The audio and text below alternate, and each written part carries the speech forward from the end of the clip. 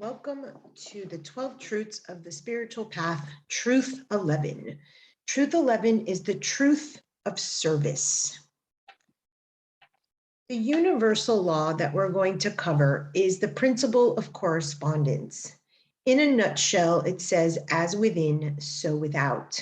The rest of the adage is, as above, so below. The importance of this law with this truth is that everything that is happening inside is represented outside. So there is nothing that isn't in correspondence in our inner world and in our outer world. And nowhere is this more important than in the concept of service. So I want to bring you back to needs, unmet needs. Nobody had their needs met in childhood. There are 4 unmet needs: safety, security, protection, validation, and love. And so most of us do not serve. It's not a negative thing or it's not a criticism. It's just that we do not serve unintentionally. We're serving with the intention of having our needs met. Therefore, if I meet your needs, you will in turn meet mine. It's covert, it's manipulative, it's what we were taught in the womb. So therefore, as we're on our return home to the next truth, which is truth of unity, the last one, we have to revisit our motivation for service. If by this truth we haven't learned to meet our own needs and loved ourselves unconditionally, as we saw in Truth 5, then we need to go back and revisit the earlier classes.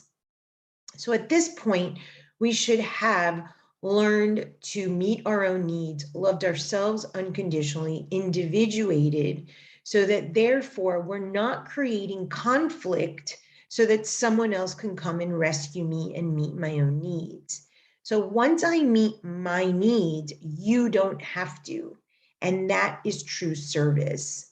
Rumi said, never give from the depths of your well, but from your overflow. And this is really the essence of service. Service, as you'll learn today, is about self and service, not service instead of self. So we want to do both. So only can we serve when our well is overflowing.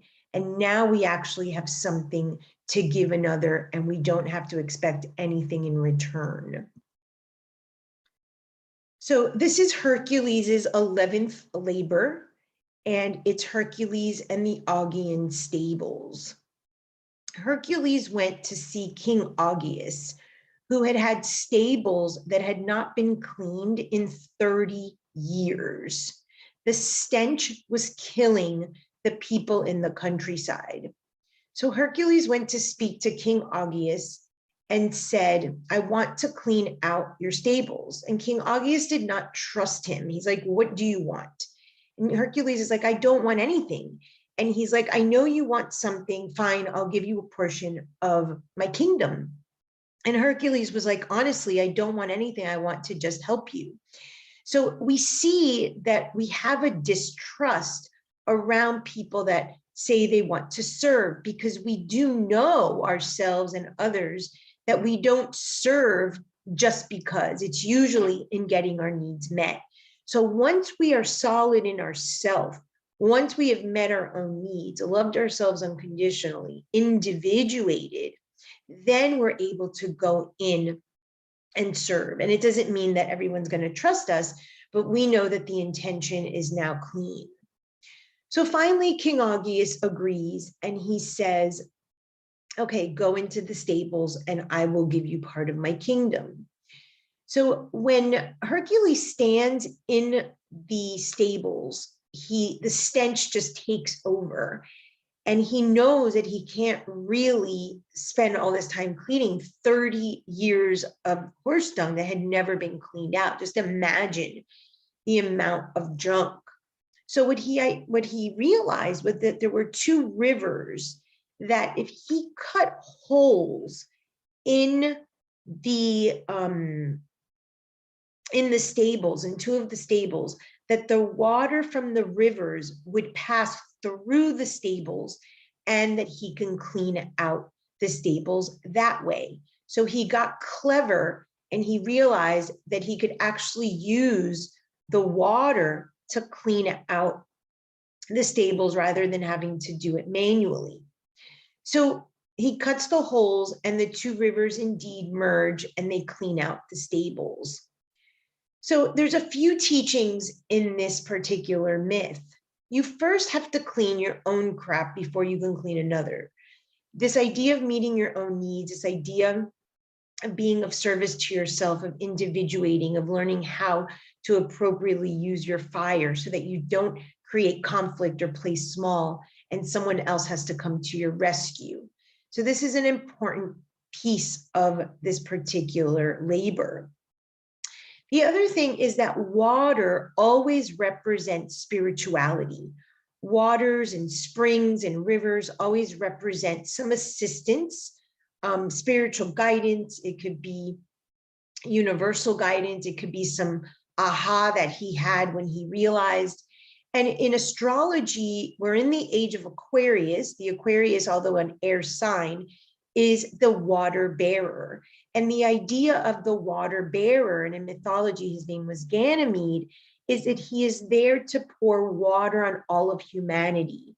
So it's another indicator of this water cleaning out humanity's junk, humanity's problems, but only once that you have cleaned out your own. And so the symbolism of the water helping to help Hercules clean out the stables is indicative of using this higher self or this oversoul, this spiritual sort of consciousness, but only once you've understood the law of correspondence, as within, so without, that you too have junk, that you too have crap. And when you identify yours, then and only then can you actually be of service to someone, which is then using your spiritual consciousness. So I have a chocolate chip theory of leadership, and I call this self versus selfish, and it is self, not selfless. So self exists and selfish exists. Self is when you meet your own needs and you don't give anyone your fire or your power. Selfish is if you have someone else meet your needs or you take someone else's fire or their power. This is not true leadership. Selfless in my book does not exist. So therefore, this chocolate chip theory of leadership is the way we truly serve. So you see on the left side, there is one chocolate chip. And this represents you on your throne, 48 to 52% of your life dedicated to you, primarily your time, your money, and your resources. Then on the right side, there are 11 chocolate chips. So I use 12 as a total number because of the 12 gods in Olympus, the 12 disciples, and 12 is repeated repeatedly in spirituality. And I use the 12 planetary archetypes in my spiritual adulting map. So 12 is my preferred number for this model. And so this outer chocolate, single chocolate chip over here is you. This is you on your throne. And this is 11 people, places, things, groups, organizations, sports clubs, whatever you spend your time on 48 to 52% of the time. So let's just for numbers sake, 50-50. 50% of your time, money, and resources on you. This is you meeting your needs. This is you manning your fires.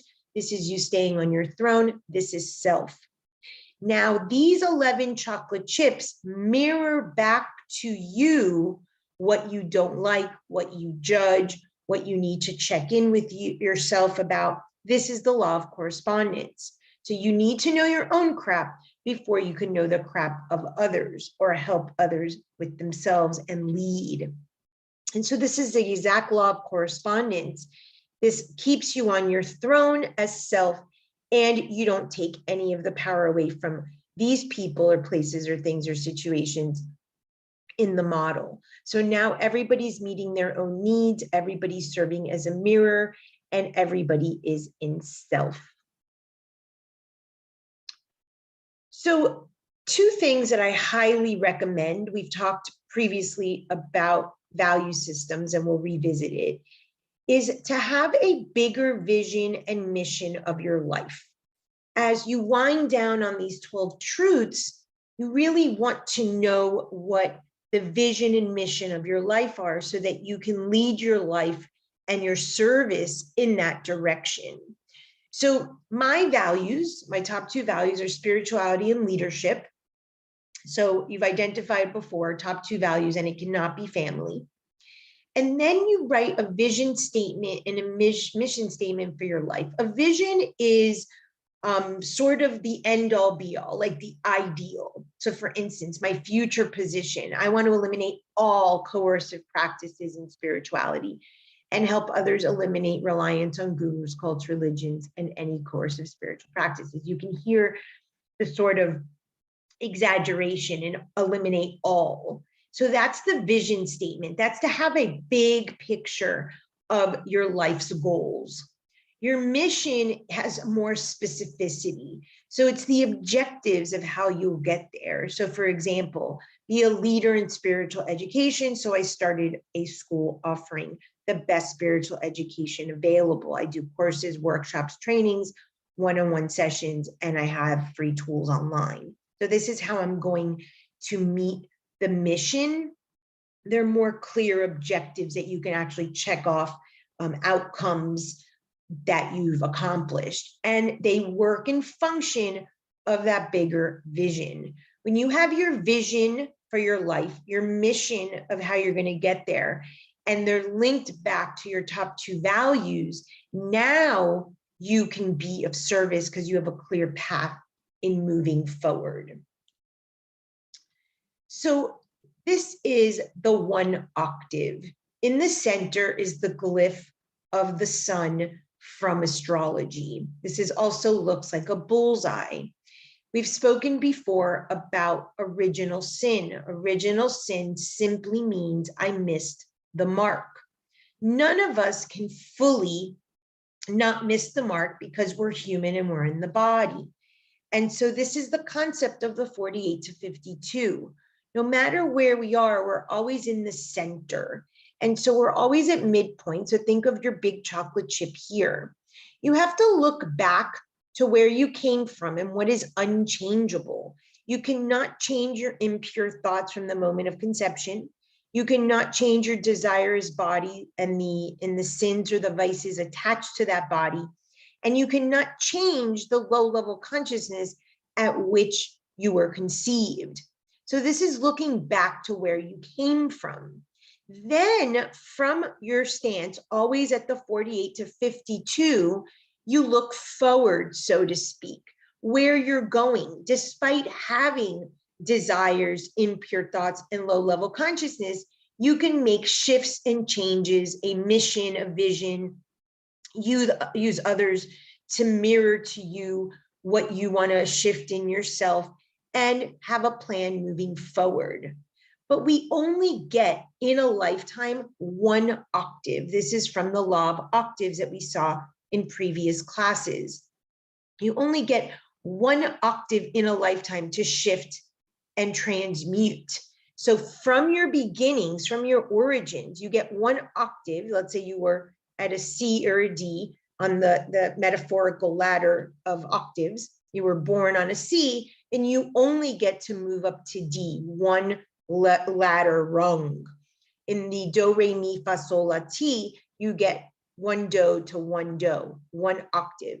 This over here is the size of an inch. In astrology, we call this a decanat, which is the 10 degrees of a sign that we get to move forward. It's all a metaphor for really just a small step.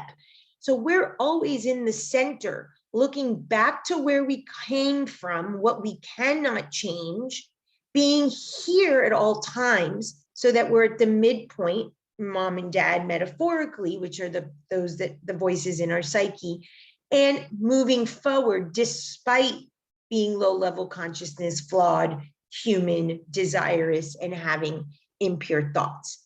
we're allowed to still move our one octave. So I like to say there's nowhere to go, only deeper. This is alchemy. You're always here at the center. You always miss the mark. You're always that big chocolate chip. Don't take from others, but rather use others to mirror yourself.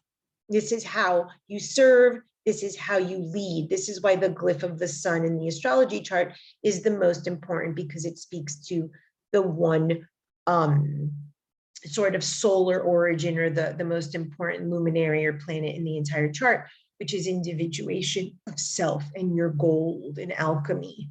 So you only get one incongruent, one crack, one thread. This is the medicine that you come to learn in this life, the mess. And in part, you give that medicine back to others, like Hercules cleaning out the stables. So knowing your mess is going to lead you to who you're going to serve, which is going to inform your mission and your vision. When we spoke about in Truth 10, what is your one ingredient? It's the same thing. The mess, the medicine, your one ingredient that's tied into your story, your stone soup, is exactly what you're here to give back. So from that missing the mark, from that center of the circumference of a circle, which I love this quote by Voltaire, God is a circle whose center is everywhere and circumference nowhere.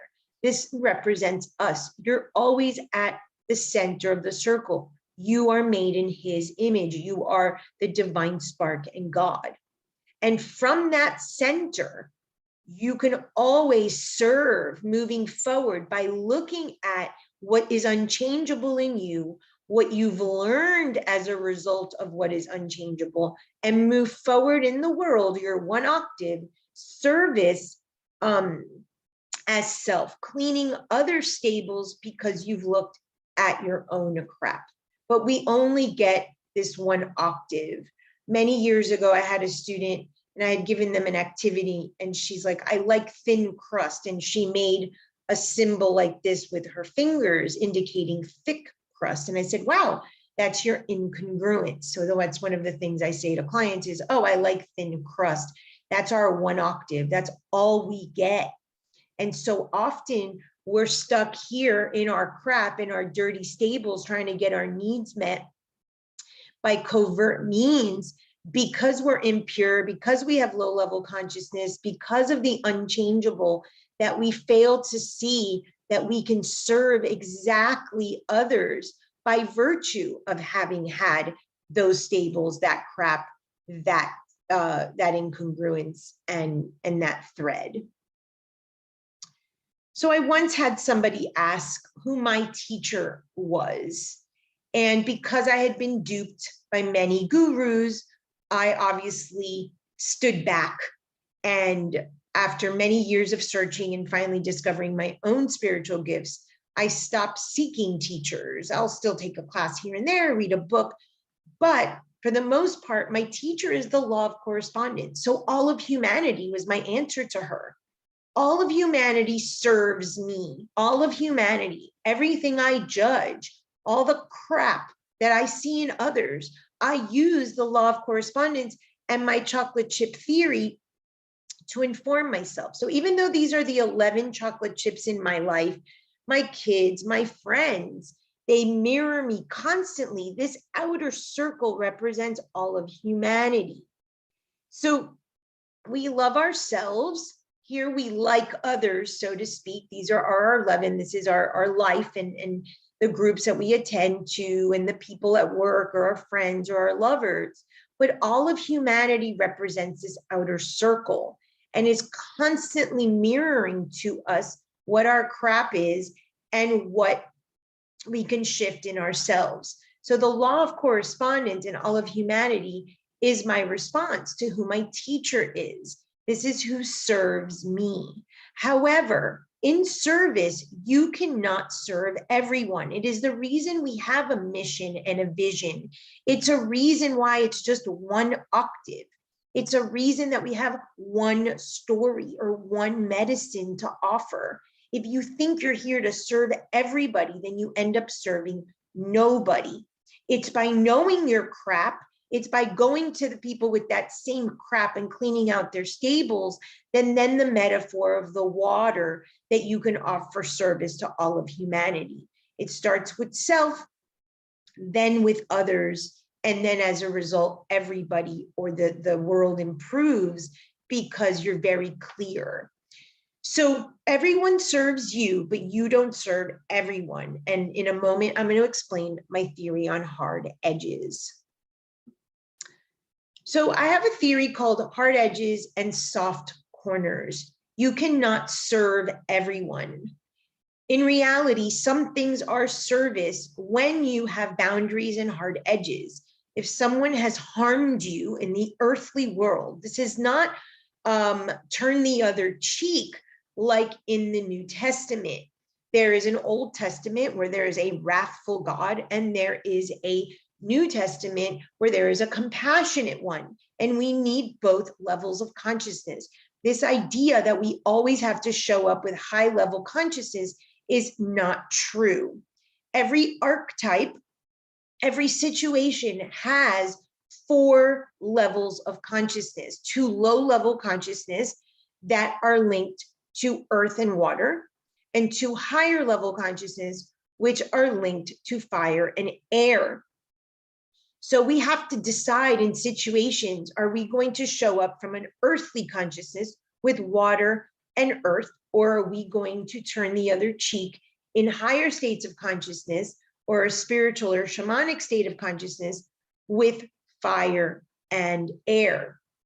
And so earth and water, I'm sorry, for the lower states of consciousness, and fire and air for the higher states of consciousness. So this idea that we always have to turn the other cheek or always have to be the higher person is not true. Like I say to clients, you cannot show up to a sword fight with a butter knife. You'll get killed. So you have to recognize when it is appropriate to have a hard edge or a soft corner with someone. And many times having hard edges and setting a strict boundary and having someone leave your life, or very rigid boundaries with certain people, is exactly how you serve self and how you serve them, and then how you serve humanity. So my model is, the first bucket is soft corners. I reserve these for children, people in severe pain, and those going from grief and despair. Most people fall into bucket number 2, soft corners and hard edges. I hold space, I listen for a little while to the story, I shattered the snow globes, I live in both the dual states of consciousness. I use the story to inform the spiritual state of consciousness, is obviously what people pay me for, but also in certain relationships that I'm invited in. And I always use every one of these to mirror myself. So this is the bulk of where I work and how I live in the world. And then my third bucket is hard edges. There are people that do not have any place in your life, that have harmed you. Now, you do not miss the opportunity to look at what it's showing about yourself. You always use that law of correspondence because it's service as self. But you do not let people harm you, swallow you, take from you instead of give, and anyone who doesn't enhance your life. That is a very strict hard edge, and they don't need space. This does not mean that you don't use the judgments and the story to see where you too are just like them, but you absolutely set a hard edge. And lastly, if you want to do a ceremony or a ritual, this is a coat of arms. I have a version in my Witch Bitch book on page 65, but this is a sample where you can make a coat of arms. You can pick totems, animals, keywords that represent your shamanic or your spiritual journey, or your mission and your vision, your values. You can decorate it as you wish. I used here 4 words: Nyx, Algea, Pistis, and Elios, which are Greek words for night, pain, truth, and kindness, which sums up what I do with people when I take them from the night through to kindness of self, self-love, and then service to others. So this is just a simple ceremony that you could have your values, your mission, your vision, And of course, any symbols or totems that speak to you as a reminder of your larger mission here in life of service. Thank you.